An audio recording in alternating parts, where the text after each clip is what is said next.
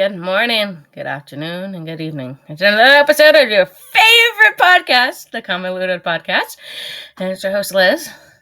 And here is Tyrant Dominus, aka Jesus. Here to follow. You can follow us. Please follow us. I mean, you know you love this content. All right, if not, you don't have to. We're not making you. But it'd be nice. Just saying. How you doing? I'm good. You're tired. I can tell you're tired because the intro is usually smooth for you. But yeah, yeah. Oh yeah. We've talked a little bit, but you've been busy. Just the past 48 hours, you've been busy. So yeah, it's actually 72, more like 72 hours. The last 3 days. Mm-hmm. That's horrible. It's horrible. Yeah. So and this week too, in general. So just a week. Let's start out the week. Just start out the week. All right, we're gonna go on. All right, this is Liz's mini rant section. Everyone ready? So I had one of many first appointments started off this week.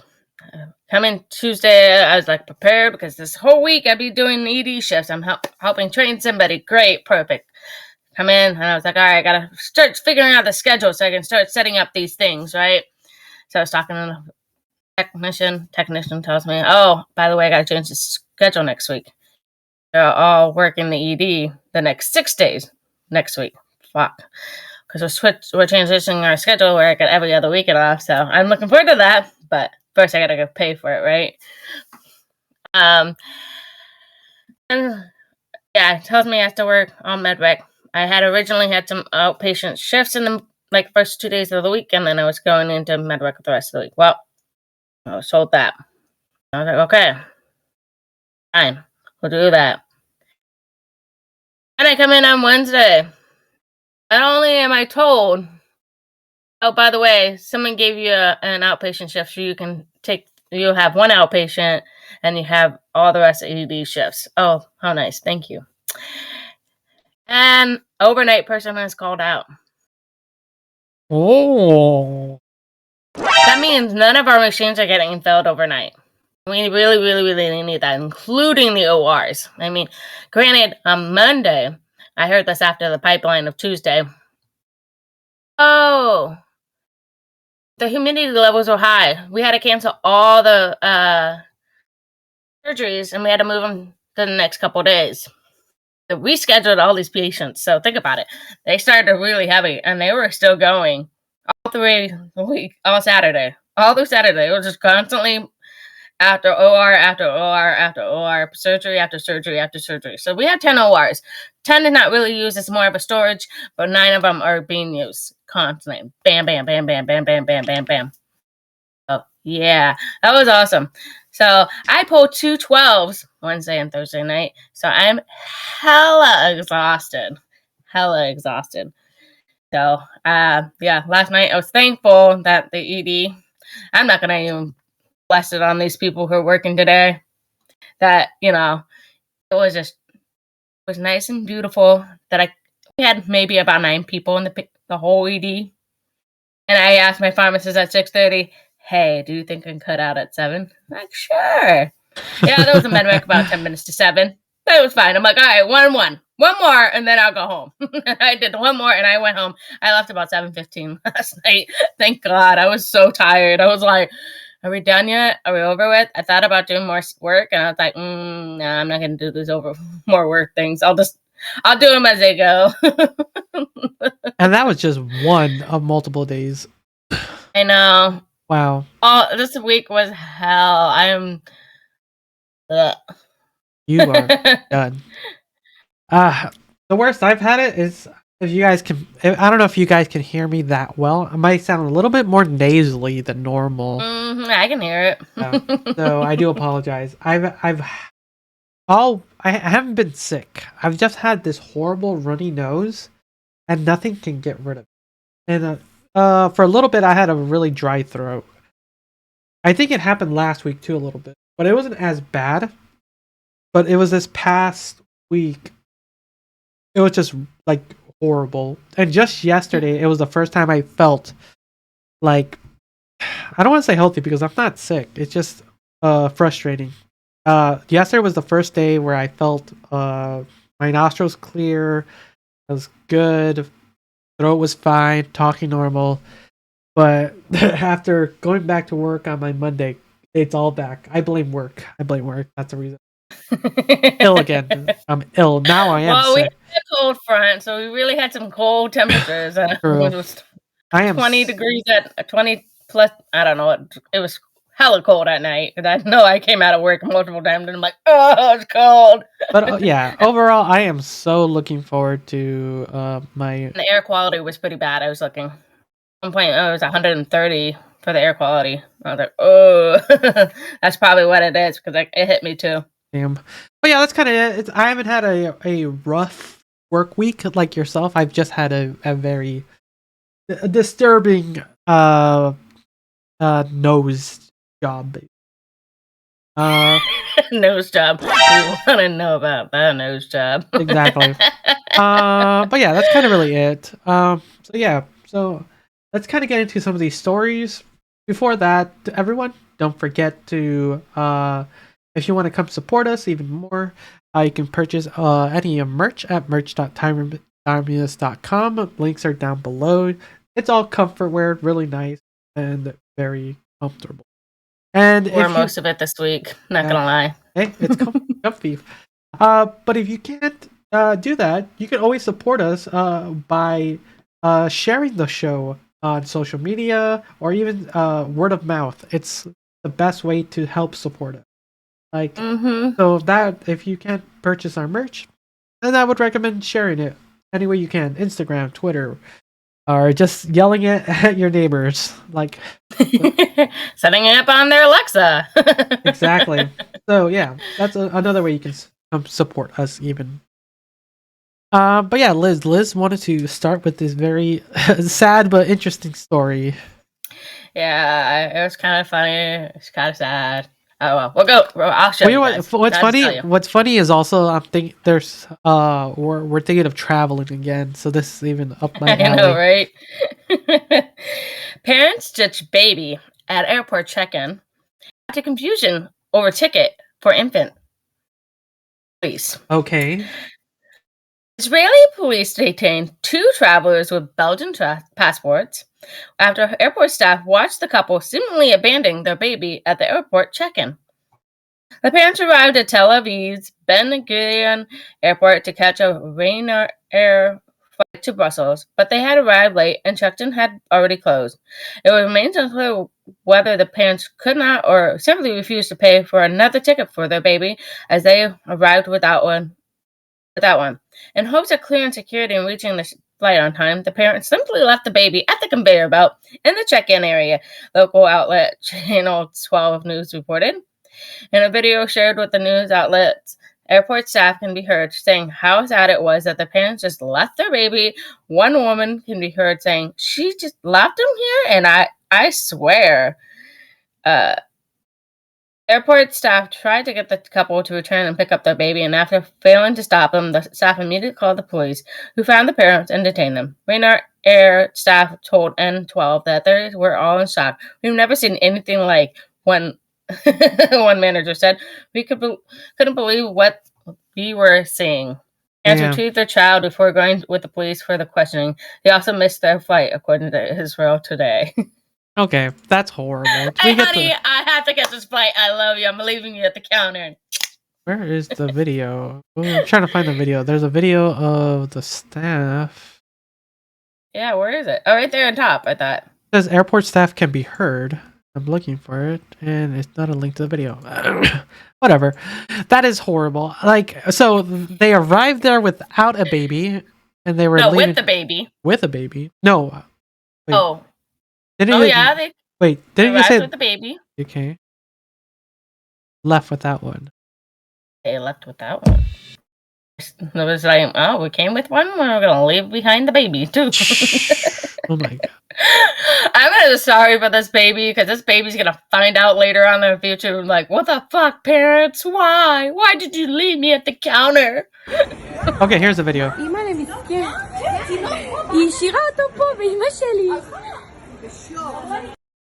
So yeah, that was the video of the basic. Oh, the ad. I can't even. Okay, that's just horrible. Did you see the video a little bit? Not really. You could just see it's a traditional airport lobby, and you can see them just the babies left where the luggage would be like weighed in, just left there. I'm like, seriously? Like, what's wrong with these parents that they did this? They went through the pandemic. They wanted to get to traveling again. They were bored during the pandemic, so they had a baby. Sure. And now that they want to travel, there's like excitement's gone, so they're like, screw this, leave the baby behind. So disappointing. So disappointing. Are you out of your mind? It is very disappointing. Because it's just this should have never happened. It was cost of money. It could be anything. It's just so disappointing in humanity when you just leave a baby at an airport. Hopefully they get some time in prison, and the baby finds a better home. Because that is no bueno. No bueno. No bueno, exactly. Emotional. Okay, let's go to another story. We're gonna be doing some cop stories, so we'll do the one. Where's that one? Talking about one impersonating a cop. Yeah, there. Okay. Police arrest man accused of impersonating a first responder trying to pull over officer.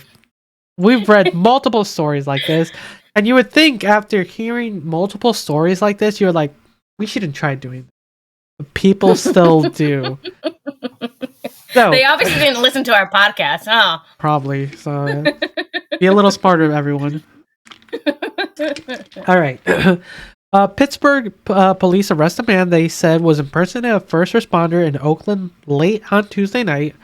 According to the court documents, Patrick pulled up behind an off-duty police sergeant with emergency lights flashing. He then claimed he was an assistant fire chief for Avalon, but he was not responding to an active scene. Barton is now facing charges including impersonating a public servant. Stupid ad.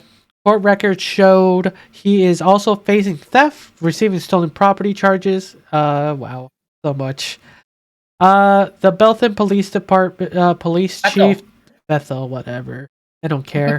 If we have people from Bethel, they shout at us.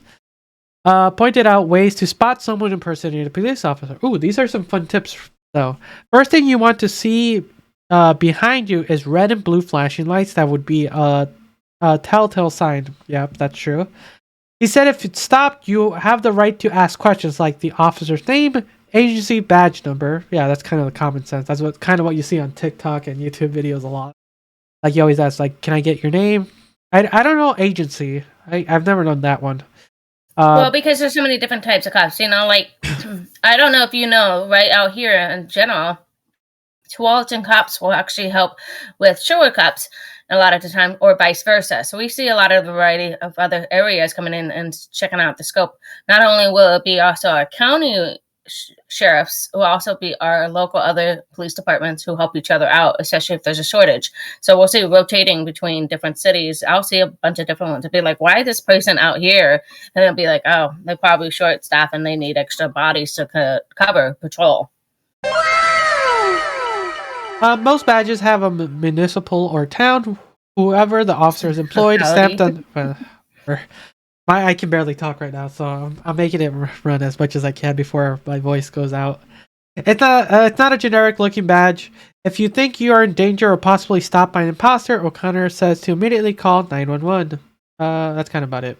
Yeah, that's kind of it, because we've heard multiple stories, and it can be very, very, depending on how malicious the individual can be, it can get really dicey, because at the end of the day, getting pulled over by a cop is not not fun at all. Whether it's like because you did actually something wrong, or just because they're just pulling you over for X amount of X reason.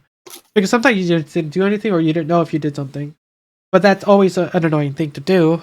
And then to do that and have a feeling that it's someone impersonating a cop, because you just never know. Mostly these days, you're already fearful for cops. Look what happened the other day with that one incident. Like we would normally talk about the whole Fire? I don't know how to pronounce his name. I apologize, guys. But yeah, that whole horrible incident, like, but it's just so that story is just so horrific. Like, we try to joke as much as we can, but sometimes it's hard to joke about something so horrendous. You know, we try like abandoning a baby, horrible, but you know it's funny because the parents are fucking stupid. So when you're putting a situation where a cop who's impersonating an impersonated cop comes and just tells you, "Hey, I need you to get out of the car," or just something, it just like it can be very scary. But yeah, there's some good things. You just never know. I wish they gave us more tips, actually. Just having that sometimes, because sometimes that doesn't even matter sometimes. So because if someone's smart enough, they can fake stuff like that too. So that's a Saturday. Like a good impersonator knows how to get around a lot of things, because all you got to do is learn certain names, learn certain things. That's not to help people try to do it. It's just it's a possibility where a person can just get away with certain things like that. But at least another idiot has been caught and put away. Before anything was really, anything damage happened, right?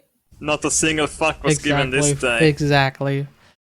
So let's stick with the cops and let's talk about the video, the joyride. Joyride, I didn't see that one. It is right under right under the man with the face. Okay. I'll let you read that one. Video shows man take Atlanta police car on joyride, crash on tracks. Officers rescue him for oncoming train. Look at that. Cops. Dumbass. Cops and trains again? I know, right? Actually, that woman is suing, just FYI. Yep. I think we talked about that. All right, continue. No, we didn't. It was actually, I just posted it last week, but we never talked about it. So, okay. That woman that was, in Denver. Okay, continue. Atlanta. Police in Southwest Atlanta saved a man from getting hit by a train just moments after they just crashed a cop car he had just stolen. He's not safe driving out there with one light or anything. An officer can be heard yelling a motorist during a routine traffic stop. The police then realized something bizarre was happening behind him. Yo, back up! Get out of the car! The officer can be heard yelling in the footage. Someone just got in my patrol car. Dramatic police show the stolen police car speeding away on a Greenbrier Parkway just after 2 a.m. The officer immediately got on his radio, gave the lookout directions of travel to Atlanta Sergeant Shafi, after other enforcement agencies joined the chase. Moments later, Atlanta Police Department helicopter spotted the stolen vehicle, and it was tracked as if the suspect took it for a joyride. The suspect then drove the car onto the train tracks off of McDonough Boulevard before it flipped over. Officers moved in thinking the whole ordeal was over. Train! The officers can be heard yelling. They saw a freight train barreling toward the cruiser with the suspect stuck inside. They just immediately went into rescue mode where they were able to get the guy out of the car and away from the train. The sergeant told Fox 5 the moment they got him out, the Norfolk Southern locomotive smashed into the side of the overturned cop car. Police said 29-year-old Michael Parker was behind the wheel. Now Parker is behind bars at the Fulton County Jail facing theft for fleeing, reckless driving, obstruction, and damage to city property charges. Damn, that's a long record of charges. So, yeah, One Curse's Joyride is a horrible night. I'm going to play the video. Let's see. Without an ad playing. Nope, an ad is playing. So while the ad is playing, I'll talk. It's God. What gets into someone's mind? Because I didn't hear you mention any substance or anything. Just some person decided to do it. Okay, here comes the video. This is the video. It's a little long. Let's see if we can play part of it. Okay, so that's the body cam footage. He gets out of the car.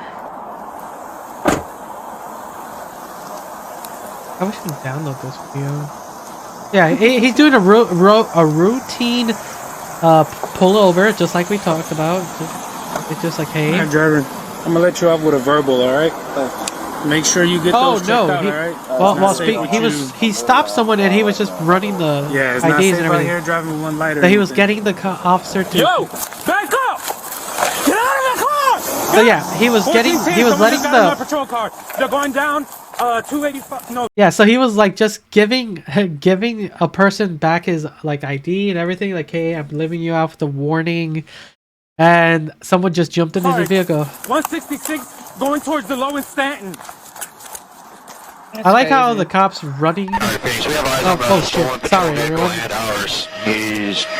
So yeah, it's just a video then of airplane footage. Speed with the lights on eastbound. I have eyes on it coming up the connector eastbound. It's just helicopter footage, but yeah, it'll probably end up with them getting him out of the train. Ooh, there's them rescue him. Struck the patrol car. I believe they may have just got the guy out of time. Ooh, they just barely got him out of time. Can't believe it. But yeah, this guy was really lucky. He could have ended up crushed and really hurt, and not be able to sue because he's the one that got him into that situation. He got himself into that situation compared to the lady. This guy's got really lucky. Like, there's nothing more to say about that. Like, what's the wildest thing that you ever thought you would do? Like crazy shit. Crazy stuff is like, I don't know. Like something that skydiving. Skydiving. That's what I've always thought about doing. Skydiving, bungee jumping is like maybe, but yeah, no, not like joyriding. It sounds fun. Because, we watch video games, played video games where you do that and go for a joyride. Oh, Liz blaming the video games analogy. I'm saying, and then also there's this people with the bucket list. I'm going to do this in my lifetime. I'm going to steal a car. Ooh, I haven't heard that 90-year-old who decided I want to be arrested by cops just because, I'm 90 years old and this is just to see how fun it is. No, I haven't heard the bucket list thing in a while. I haven't heard anyone really. You don't have bucket list. Me personally? No, not anymore. I used to back in like years ago, but not anymore. And I still have like a bucket list of all the things I want to do in my lifetime, whether it be travel, do something fun, excitement, like I don't know, boudoir, shot, photo shoot. I mean, it's a little bit of everything. We're always, there's like the little things in life that I want to take advantage of and be able to enjoy. I mean, I've traveled a lot and I will continue to want to travel. There's certain places I would love to see and visit. So interesting. Yeah, have you talked to anyone in the kind of younger generation? They have something like that? Because no. But I will definitely bring it up now that I have this conversation because a lot of people who I work with are now, most of them are in their 20s still. A decade. Yeah, it's got a nice decade. I was talking about it. I was talking to a pharmacist about something, and we're talking about age, and she's like, "I'm almost 40," and I'm like, "Almost 35," and we're closer in age than I am with her, the person that was working behind the counter. Because we have a where we lay out things for the pharmacist, and she's 26. So I was like, I'm closer to your age than I am to her age. 10 years practically you've got. So, I mean, I got a huge decade on these people. I've already lived a lot of life. So, like, for me, it had to be interesting. I'll have the conversation with them and say, hey, what is it like? What do you think? Are you guys have a bucket list? Do you guys have this, like, ideal? Or is this just something that has been faded into the millennials for life? Okay, well, we'll bring that up next time then. Once we kind of ask people, actually anyone listening, let us know if you're watching this on YouTube. Post down in the comments. Do you have a bucket list? Do you want to share some of the things, or is the bucket list idea now no longer part of your kind of your life, or is it named something else now? Because sometimes it's just a different term. I recently learned different, like a new couple new terms today at work from some of the younger people. Like, yeah, what term is that? we got jubbing. What? Okay, jubbing? So, what do you think jubbing means? Something inappropriate. I don't know. What is jubbing? You know what's funny? That's what they said too. But that's because the first thing people think with thinking of new terms and stuff or slang, it's usually like inappropriate, but it's not inappropriate. Really? I'll use it in a sentence. I've been really like let's see here. I'm trying to think of a good statement. Oh, I got it. Recently I ordered this really nice large meatball marinara, and I can't wait to jub that thing down. Eating? Kind of. It's when you have this insatiable hunger where you're just like devouring something. Like you're just like when you're when you eat something so good, like, oh, this is so good, you just keep eating it. That's jubbing. Okay. I had other thoughts when you said sandwich, but okay. I don't know. You can jub any food, like, or if you're like you have this, like it's just not really food. From what I've heard, this term, it's usually food. Okay. But yeah, that's kind of one of the words. It's like jubbing, like interesting. Just never know. But yeah, let's get into any other things you want to talk about just joyrides, bucket lists, or anything. No, I think we're good. Unless I think I should I bring it up now? I mean, see what everybody else thinks about it. It's up to you. We're talking. It's your thing. I was thinking about doing a boudoir shot. Is it before and after that? kind of thing? I'm gonna look it up. Because it's boudoir photo shoot. I have a lot of things going on this year. My intentions for this year is very heavily noted and changes and heavy things, but I know you wanted a nice photo in your background if I did it. Here it comes. I'm going to hear how it's pronounced. Boudoir.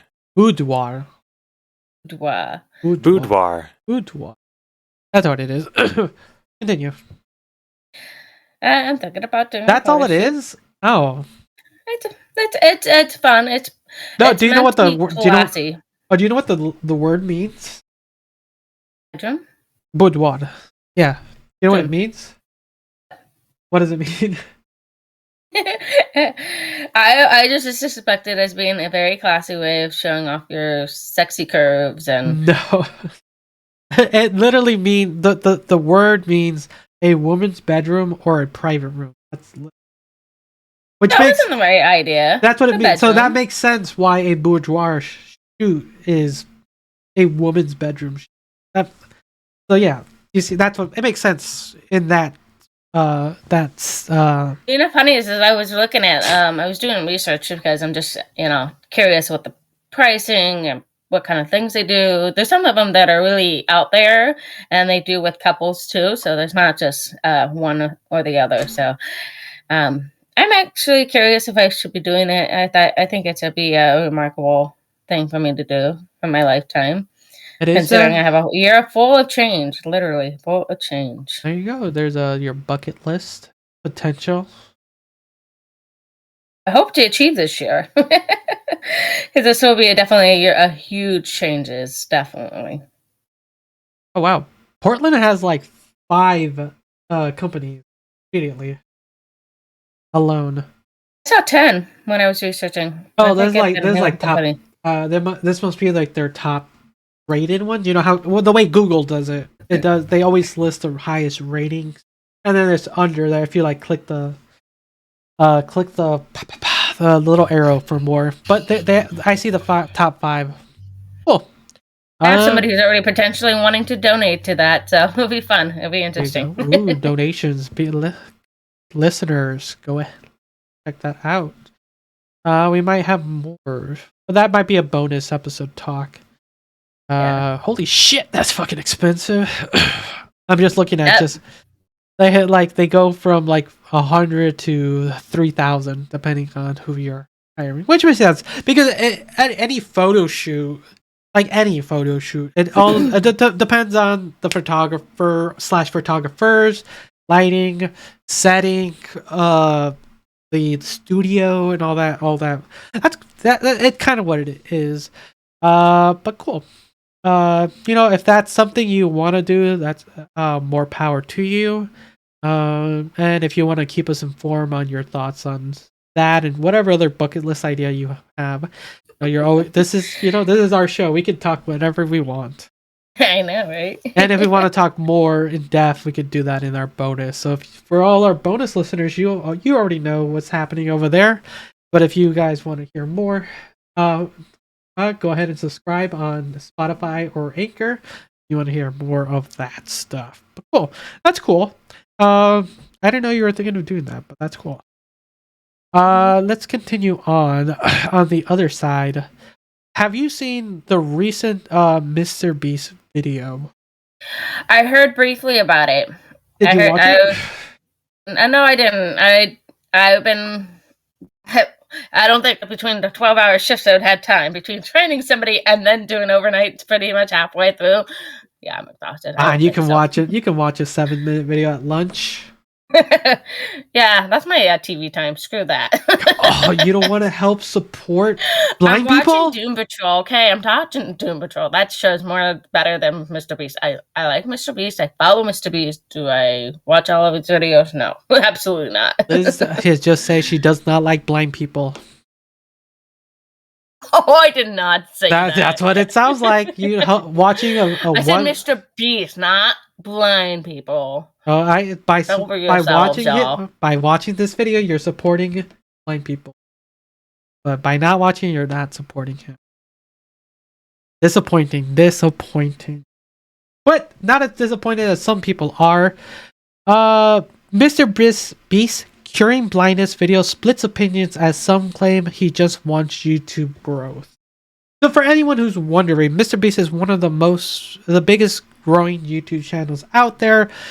We've talked about him multiple times. He's done many crazy videos, giving away millions of dollars, tens of thousands, millions of dollars, doing crazy events, doing a lot of things, doing a lot of philanthropy work. He has his own candy bar. He has his own burger joint. He is doing a lot for an individual and his team. So, what he's got himself in some hot water recently is the video Liz did not watch. A simple short video of him just curing 1,000 people of their blindness. It's just a simple 10-minute procedure where it kind of gets rid of the cataracts or the kind of the thing that makes it blurry for people. And he does that for 1,000 people. And at the end of the video, people are upset that he's using these people's kind of like props for his video. Sorry, what? Disability? He's using their disability to his advantage? More using them as a spectacle. So, like, what are your thoughts of that? Of him using them as a video idea? What do you think? I'm kind of torn. Like, you know me, I'm always an events person. I I see him doing a good deed about helping these people out who have, this. It's potentially curing of, them of this obscurity in their life, this hindrance to them. But at the same time, I understand why people are upset because, he's taking advantage of their illness or disability to make profits, to look showbiz, that kind of thing. I can understand on both sides. So I understand the philanthropy, but at the same time, social aspect of trying to have the popularity.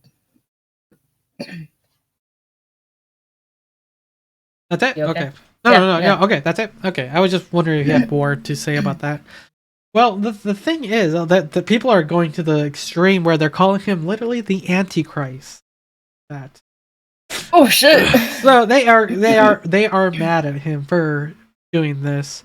Like I get it. I can see it from your perspective, but he is one of the few YouTubers that are willing to put out money. Like almost every penny he earns, he puts back to videos. So he's just doing videos for fun and helping people. Because if you would have watched the video, Liz, you would have known that he actually not only cured a couple hundred people here in the States, but he went around the world and cured hundreds of people from other countries, from Mexico, Honduras, Vietnam, just a bunch of places where they just aren't able to get it. And it came to be a spectacle of one of the few things where he went on Twitter, where it's one of the few truths is that, like, a video, why does a YouTuber have to cure people, and why not, like, our own government?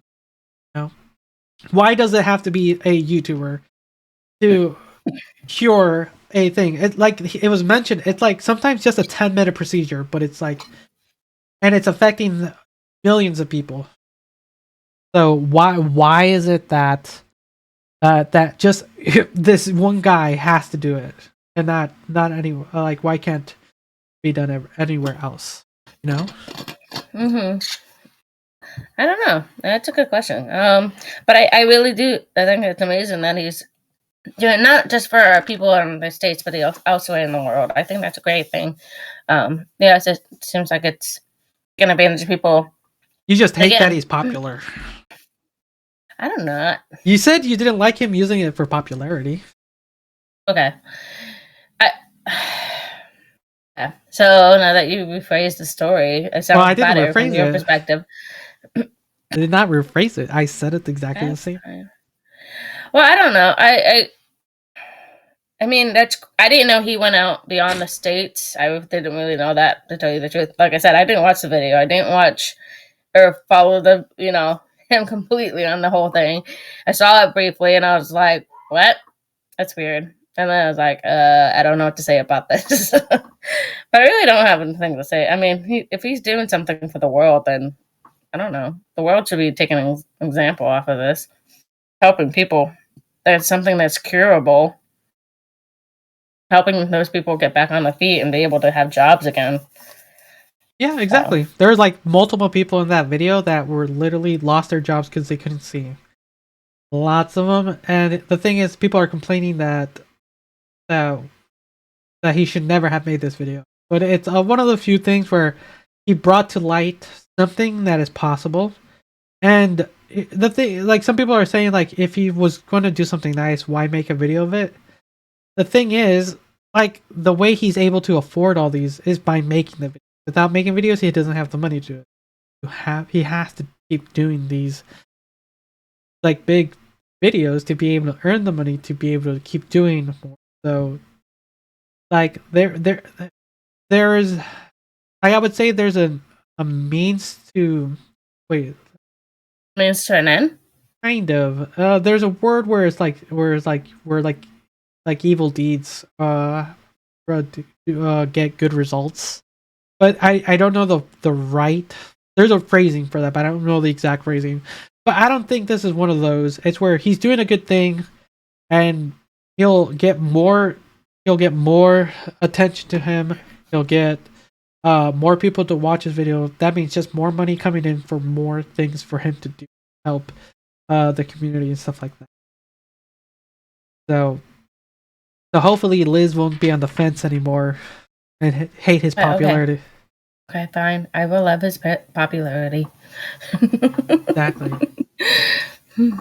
But yeah, it's just it's ridiculous. It's also then the next thing. It's just that why does it just so wrong for us to live in a world where curable blindness is almost impossible for your everyday person?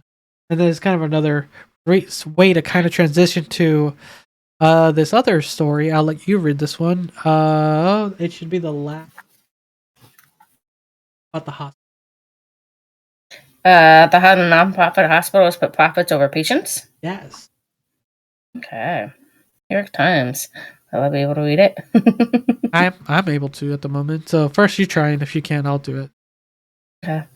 How non-profit hospitals put profits over patients. A Times investigation revealed that many of these institutions are banning patients and straying from their charitable missions. Damn. I know, right? Well, most hospitals are.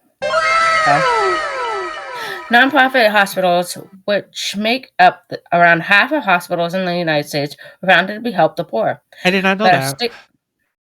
I thought no. Because the way it was part of the Industrial Revolution that was part of it too. That came apart, where we saw a lot of the people helping the poor out.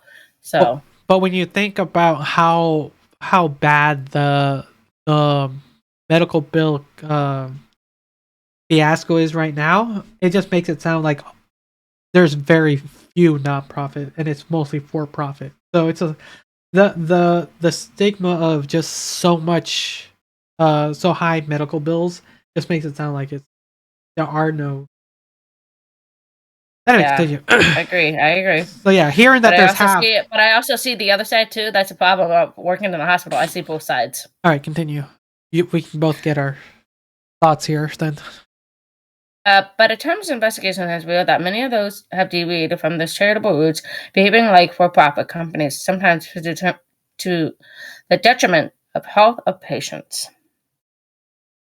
With the help of consulting firm, the Providence Health Hospital System trained staff members to wringing money out of patients, even those eligible for free care. Dozens of doctors have said that this New York nonprofit hospital pressured them to give preferential treatment to donors, trustees, and their families.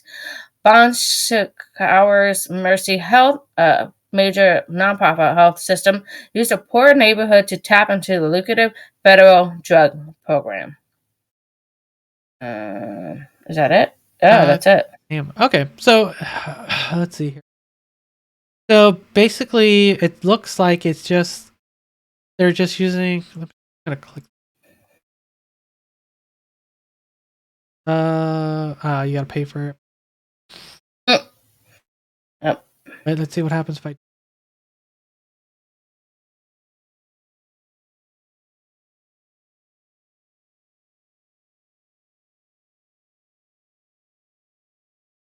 Okay, so they were.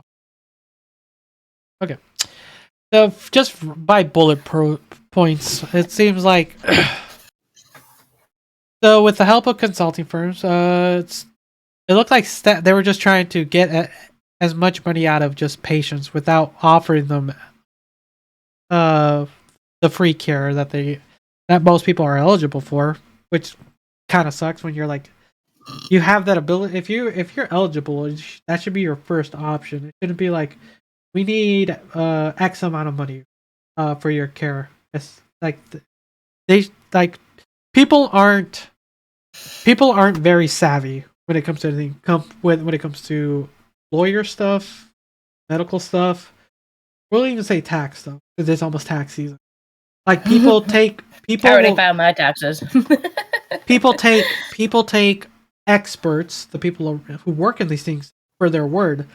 So when a we'll say a person at the hospital says like, oh yeah, we aren't able to do this, you're gonna need to pay X, Y, and Z. in the patient's mind, like, fuck, okay, because they don't know that they are able to. They don't know that they have other options because they aren't literate in that field. So that's one way, which is disappointing. And then people taking advantage of that, which is like just to make a couple extra $100,000 for their pocket.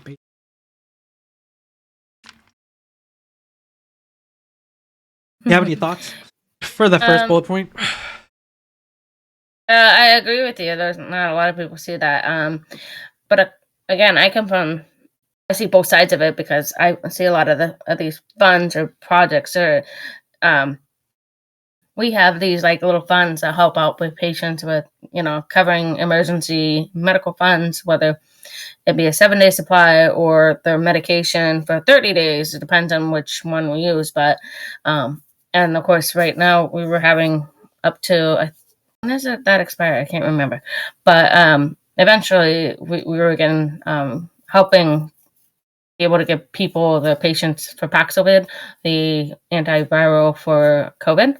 So the fact that we were able to give it for free because we were tapped into some funds that we were able to do this for them. And that was a national fund that was given to hospitals. So. Ooh, yeah. On a fun note, on a side note, COVID's almost officially over. The pandemic's almost technically, like officially by the United States standards, it is almost over. So we've been only having a hand like under 5 every day. I haven't seen it spike up more than that. So I agree with that. We're in the home stretch of that. I'm excited because it'll be nice to be somewhat normal again in the hospital. Of course, I'll still probably use masks going forward because COVID's not completely ever gone. So yeah, it's like the common cold now. But yeah, that on a side note, that's almost over. So everyone get your free COVID shots before you have to start paying for that. That's a completely separate story. But yeah, because those things are gonna be talk about Proust guy Gene again. Yeah, you better get those free ones now before it's over. I know. I gotta poke somebody about it, but just because they had COVID recently, it's like I think 3 months you have to wait till you can get it again. I'm thinking of getting it before sometime in March, just before. I forget. I gotta look up when the quote pandemic is officially United States over. But I need to look into that just so I can have it. Mostly because I'm thinking of traveling and just to be safe. Plus, I want it for free. So. Yeah, don't we all like something for free? So yeah, overall, it's just like people like at least what I'm saying is people who are listening, like we've said before, there are other ways. Like you have options. Sometimes it feels like sometimes you don't. Always ask and look for other not referrals. Avenues. Yeah, there you go, avenues. Sorry, I don't know. I heard something else. There's other avenues. There's other hospitals. There's other doctors. You can always get a second, third opinion. And sometimes it feels like you only have one place to quote buy your health, but there's multiple places to get it, and just do a little research because sometimes you can be eligible for some of these lower or free care for certain things. Not everything, but there's ways. Like that story we talked about a couple weeks ago of that one girl who helped her boyfriend like knock 97 or 98% of the bill, just threw it away, and it is what it is, and it's just how America is at the moment, like you just can't. We're all gonna be. I'm currently suffering medical bills. Liz is going into future medical bills. It's just kind of it's disappointing that that's how it is, and then on top of that, going back a little to the last article. Of one individual paying for thousands of people's vision to help them have a normal life. Like, why is it another person it's not his responsibility. He did it out of the kind of his heart, but he shouldn't have done that. There should be other avenues. But people just don't know, or they just It's not readily available to the everyday person. And if it is, it's worded so weird that like a person doesn't want to look into it any deeper because there's just so mumble jumbo in there, so much red tape or so many fine prints. Then what's the point of trying for this stuff? Exactly. Any other words from our medical person before? Nope. Just look. Ask questions. Definitely ask questions. I mean, as I go through my own medical thing, it's like I ask questions. Okay, because I do have some medical. Like, okay, why ABC and not X, Y, and Z? Or why are we doing this route? Why can't we do this route? Why are we stopping? And then it's like, you have to ask these questions. Ask 3 doctors, ask 4 doctors. You have a right to ask questions. Everybody has rights to ask questions. I need a second opinion. I need a third opinion. Go for it. There's no right answer to a thing, but I mean, there is always a way to figure out what you need to hear or how to handle the situation that's coming upon you. So just ask. You can't hurt yourself. I mean, and yes, say, hey, I heard there's this program that helps me able to afford my medication. Is there a way that we can figure this out? I mean, there's so many ways. I mean, I think people don't ask enough, and there are doctors who are willing to help, and there are doctors who are a little more tight-lipped because they don't get any kickbacks from it. I don't have a money amount. I'll just do this. Next time I'll cha-ching or something. We need a ka-ching, man. Don't worry. Like I said, it's coming up. It's coming up. The new updates will be coming up soon. But continuing on with kind of your body and stuff like that, let's talk about what's happening in Massachusetts. Because I do not want to be there and be arrested. Because lawmakers want prisoners to trade their organs and bone marrow for freedom. Just do that briefly. So, would you want, if you were in jail for, we'll say, 10 years, and they gave you an option to, like, oh, if you give us one of your kidney, we'll take time off your sentence. Would you want to do that? Just hearing that. Or bone marrow. You don't know how much yet, but just... I have stories where I've heard people like, oh, I got a heart of somebody who committed suicide, and guess what? They committed suicide like 5 years later too. Married the person's wife and everything. I've heard stories like that. So like, are you? Because cells have memories. And look at that. Okay. That's the whole point. I'm like, I really want some bad guy in me. I mean. Cells have memories, and memories kind of lead to that person changing their behavior. What I'm saying, I've heard so many times. Let's go back. I said if you were in jail for 10 years, would you give up a kidney or bone marrow for... I won't tell you yet how much time you get off yet, but would you do that? A kidney or a piece of a liver? I think you do a piece of a liver. I don't know. You can give a liver. Yeah, you can give a little bit of a liver. But yeah, would you... You can get give one of your lungs up. I didn't know that. You have to. That's true. Okay. Would you think about doing that if you were in jail for 10 years? Sentenced to... Probably yes. Probably yes. All right, let's find out how much time you'll get off for each piece of your organs. A new bill introduced in Massachusetts would allow bone marrow and organ donations from incarcerated people in exchange for a reduction in their sentences. The bill established a bone marrow and organ donation program. I love how they said that. It was put forward by State Representative Carlos Gonzalez and Judith A. Garcia on January 20th. It would grant people held in Massachusetts Department of Corrections facility a sentence reduction between 60 days to a year for exchange of donations. So you would get that for a year? Come on, all that damage for you're literally laid up from a kidney thing for 3 months. Well, let's see how your kidney's doing. This feels like a 3-monther. Oh, that person. This is a 9-month kidney. All right, you get 3 months. You get 9 months off your sentence. In a tweet announcing, I'm thinking maybe a year for everything you give up, but damn, only maybe a couple weeks here, a couple weeks there, a month there. In a tweet announcing the bill, Representative Garcia, who was sworn in earlier this month, posted a graphic saying that there is currently no path to organ or bone marrow donation for incarceration folks in Massachusetts, even for relatives. The graphic said that the law would restore bodily autonomy to the people who are incarcerated by letting them donate their organs. It also mentions that long wait list for organs. There are 4,000 people waiting for organs. Dude, the people who are incarcerated do not have freedom. They're fucking stuck in jail. They lost I know. it. But also, I agree on her earlier statement when she says, you can't even donate to your loved ones. You're incarcerated. You know that? True. You know that, right? Yeah. So, I can understand, if you had a family member who needed that, I don't know, if you have the perfect bone marrow for this, but you're incarcerated. Sorry, you're off the list. So, I kind of see it. Especially for family members who are like, hey, I have this family member who can donate, but yeah, they're incarcerated.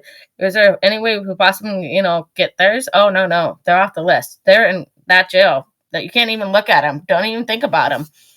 So you're going to have to wait for that bone marrow just to pop up randomly. Hopefully that would save your life.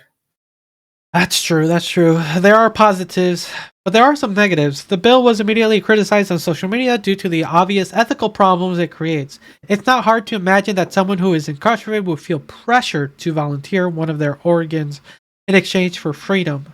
Incarceration is not a place of autonomy nor a place with adequate medical care. This is coercive and disrespectful, one person replied to Garcia's tweet. Prisoners should be able to donate life-saving bone marrow and organs if they wish, but incentivizing it through good time is coercive. Anything more to this article?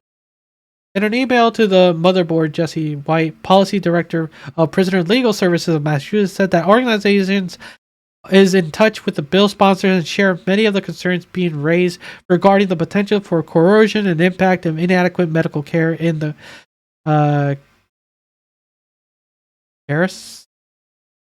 carceral settings. White said many incarcerated people may want to donate organs to loved ones who are more likely to be from groups suffering from health disparities. But the group said that they are calling for policies that end ongoing needless incarceration of many who could live freely and safely in their community. With the facility, organ donation is, in a way, is not coercive. Anything more important? Statement. They're just talking. They're still in legislation. Okay. Okay. It sounds like overall it's on the fence at the moment. On the fence. Yeah. Well, did you just read that last little bit? You can read it. There has been roadblocks to incarcerated people who wish to donate to family members and people on death row who wish to donate their organs as a final act of contrition. Some prison systems, like Washington Department of Corrections, allow donations to an incarcerated person's direct family member, as does the federal prison system. There is some of that. So I guess there are, but I didn't know. It probably depends on the state. So my thoughts on this, just if it's a general thing, because it's kind of how it is, sadly, with some laws. It's like all or nothing, really, which is disappointing. It's like, I don't want this because it can be a very, very slippery slope to just the ability for people who are just incarcerated to just be organ farms. They're just going to be harvested. And it sounds morbid, but it the way it is, we are in the Weasel timeline. We are gonna end up with just more prisons, and the prisons are no longer just quote legal slave labor. They are now organ farms, places that the rich can get organs, marrow, or anything. That's who it's gonna benefit. It's people who can afford things like that. The people with the money, right? Yeah. It's on the black market for a reason. You need that eyeball? Those eyes look great. I need those. Exactly, and people, like, oh yeah, we'll take one of those eyes. And That's how you cure blindness. Get new eyeballs. Exactly, yeah. Like Mr. Beast just needs to open a prison, and there you go. Like today, we're talking about our own prison. Come on, he can help support us. He has the money. He'll say it. And this time, and in this video, we help these two open up a prison to help abortion and an organ farm. I mean, help the people. Help the people. Like cut that. We got. But yeah, it's just it sounds ridiculous when I say it can become an organ farm, but there are organ farms out there, in like the second and third world countries where people are like imprisoned for their organs, and this is just a more open version of that. It can be, and unless things are like regulated, which if people say they are, they're not. Look what's happening with the non-profits. They're like, there's regulations set, but people don't do it. Like it's just a horrible thing that can end up happening. And it's like, maybe if I need an extra liver or two, maybe it might be useful. Maybe I may be for it if I can afford the body parts, and I'm all for it. I need that extra kidney or two. Yeah. What are your thoughts from that perspective? I get it, but at the same time, because nobody's really organ donating after they die. I mean, I'm an organ donor, so if anything happens to me, my body's going to be donated, or liver, whatever needs to be given to somebody. I'd be like, go for it, because that's my tissues. Those are, I don't need them, and if they can be given to somebody, can use them. Exactly. Right. I like that idea. It's like so many people are like, I'm dead. I don't. Someone else can use my body. Well, if I'm brain dead and they're just keeping my machines alive, just for enough to keep my oxygenation of and the blood circulating for my, kidneys, my organs, to give to somebody who can use it, go for it. I'm an organ donor. I have no problem with that idea, that concept, but there's not a lot of them out there, and that's a problem where we have a lot of issues with that. I'm actually part of a donation thing for help with stem cells or blood cells or whatever it is that I need to give to or a kidney that I can give to a patient, to somebody who needs it. So I am part of one of those that are actually existing live ones right now as we speak. So yeah.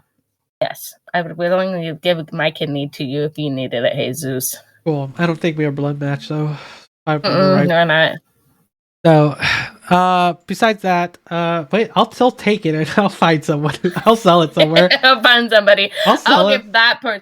It's funny. It's like, it's like, have you? I don't know if I watch a couple of like medical shows, dramas, whatever you want to call them, and there's like, the idea of switching out organs. Oh, your husband can give me his kidney, and I can give you my lung if you give that kidney to my husband. The vice versa. Like, oh, I can give you this, and you can give me that, like a trade-off. So I'm helping that family, and you're helping my family. So we're trading off. We're trading off. It's already happening. It's happening. I mean, I just think if people were willing to do that, we wouldn't have such a problem for a lot of people. I think we would have a lot of healthy, long lives if we were able to help people, and existing today to help them live longer with, live organ donation instead of, oh, I'm on my deathbed, let's go ahead and do this organ donation now. Actually, you know what? I might be for this organ. We can live longer if we take all the prisoners' organs. Why haven't I? Maybe I'm for this now. If I could live longer because of a prisoner's organ, do that. Okay. Anything else you want to, before we kind of head out to our final No. thing? All right, everyone. I don't think so, unless you got something else. I think that we're getting at that mark. Close off with our. Am I the asshole? Yes, you are. Roll the dice. I know I am. You too. 5. Let's see what we got here. 1.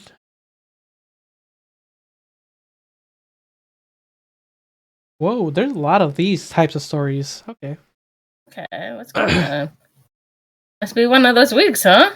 Yeah, it sounds like there's like I was looking through the top 6, and there's like 2 almost exactly the same. Oh shit! I'm sorry. I'm sorry, listeners. I almost smacked my mic. He's just wanting to make out with you guys. Just like get up his voice in your fingers. What's funny is only the people watching this on YouTube can see what I'm doing. Everyone's just hearing. I know, right?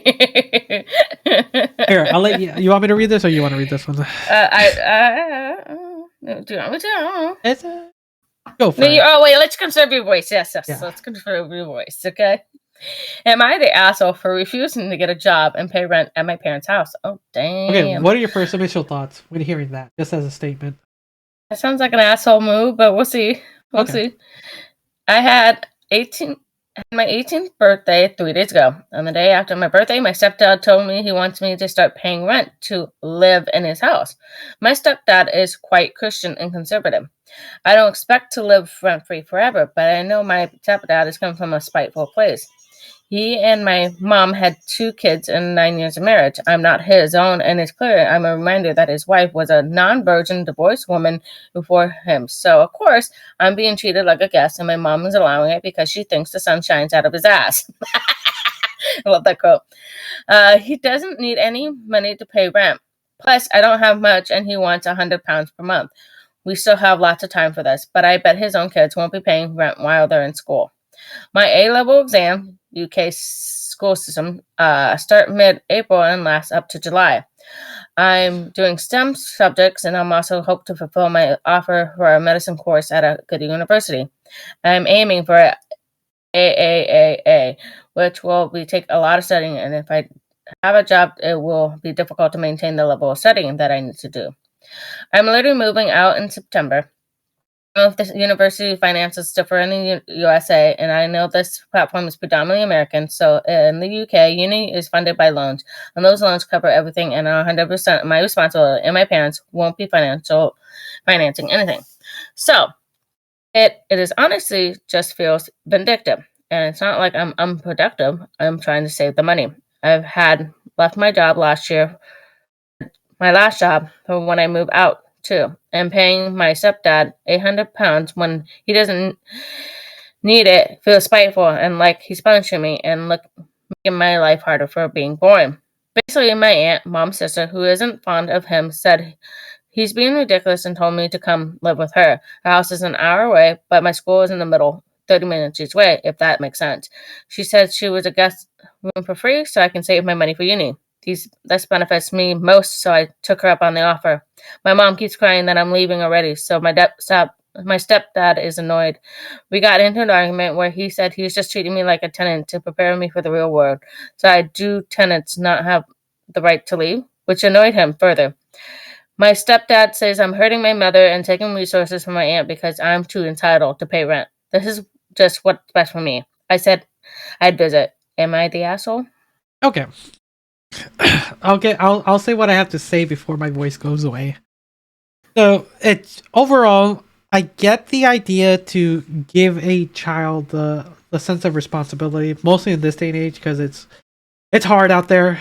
But from what it sounds like, they're just gonna be going to school, basic university, uni, and what is STEM subjects? I'm gonna Google that. It seems like they're trying really hard to study for it, and his stepdad is just being he's just being an asshole. Like, yeah. If you would, I get it from his perspective. If he's going into the medical field, and you need like all A's to kind of, but I mean, that job is gonna wind up being good paying in the end, right?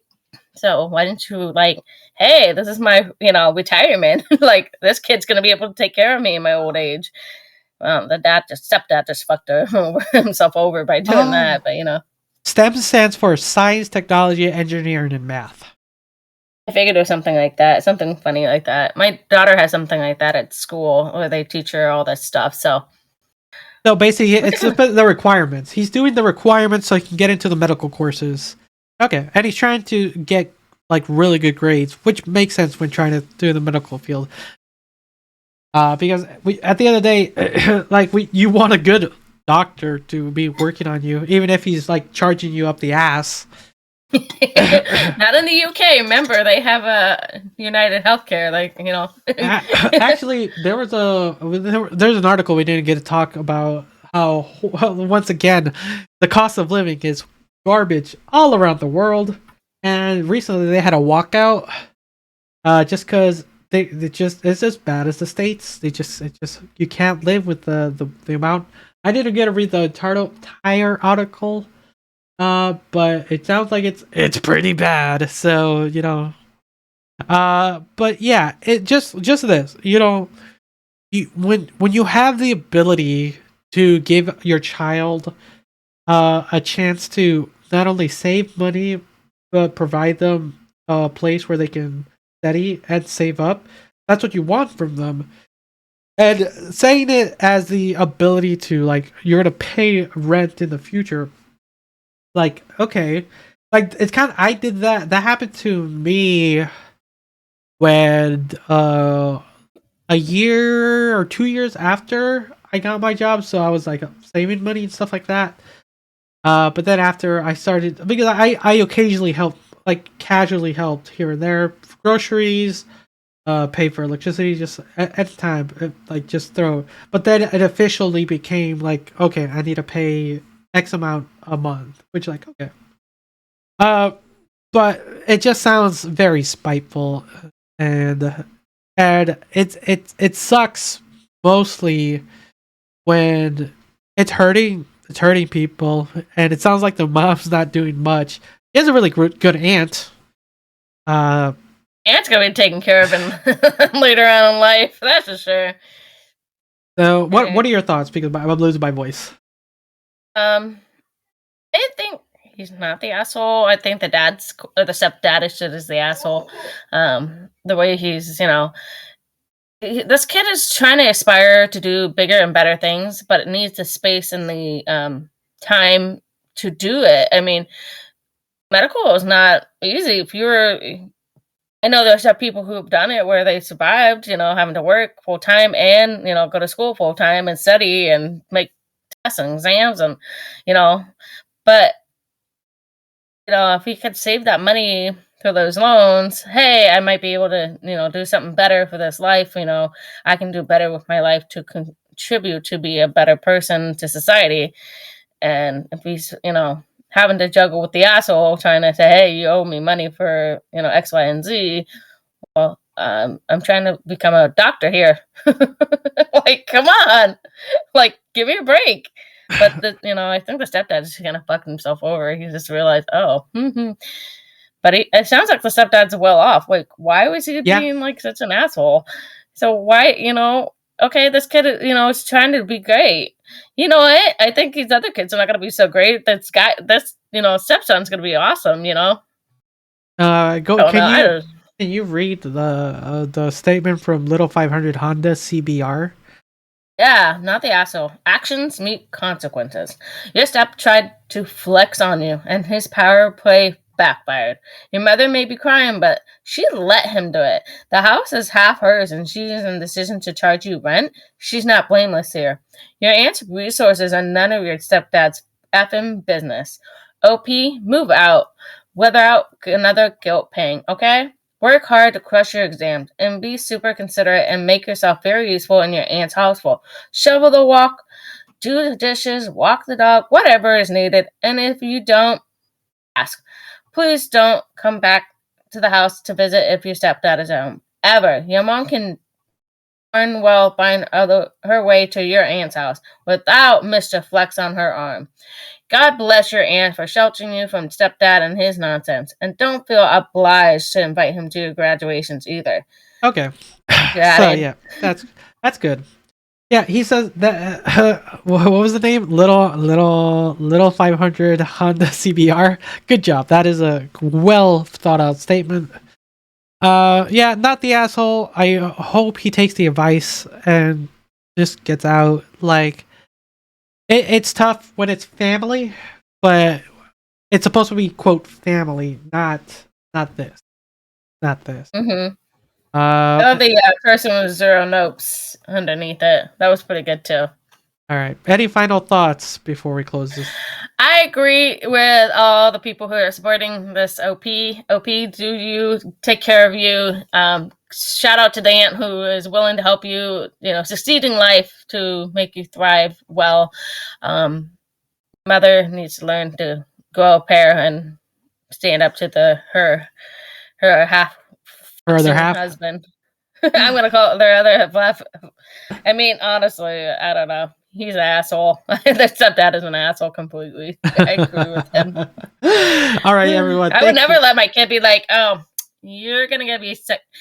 There's a lot. Honestly, I've been in so many relationships where they wanted me to treat my family or my daughter second to and making them first, which I think is a lot of funniness because it's like, I think it goes, I don't like this guy already because my family comes first. It always has been, that's including my daughter and that's my mom, my, siblings. They always come first over the guys. So what's interesting is if we're just diving a little into this topic is some people have so much weird blind love that does happen. And it does. I agree. And then maybe the mother will eventually pull her head out of her ass. And I don't know. It's been 9 years, so I don't think so. And they have two. Maybe when the guy drops dead and goes, "Oh, I didn't get left in the well." All right, everyone. Thank you again for listening. Like I said earlier, don't forget if you want to help support us, don't forget to pick up merch at merch.tyrant.com. Links down below. It's all comfort wear, and we'll be soon releasing the next wave of clothing. And if you can't do that, you can always support us by sharing this on any social media, word of mouth. It's the best way to do it. It just helps us out without costing you a dime.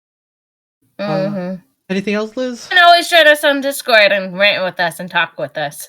Exactly. All links down below. So, everyone, thanks again for listening or watching. Until next time, see ya. Bye.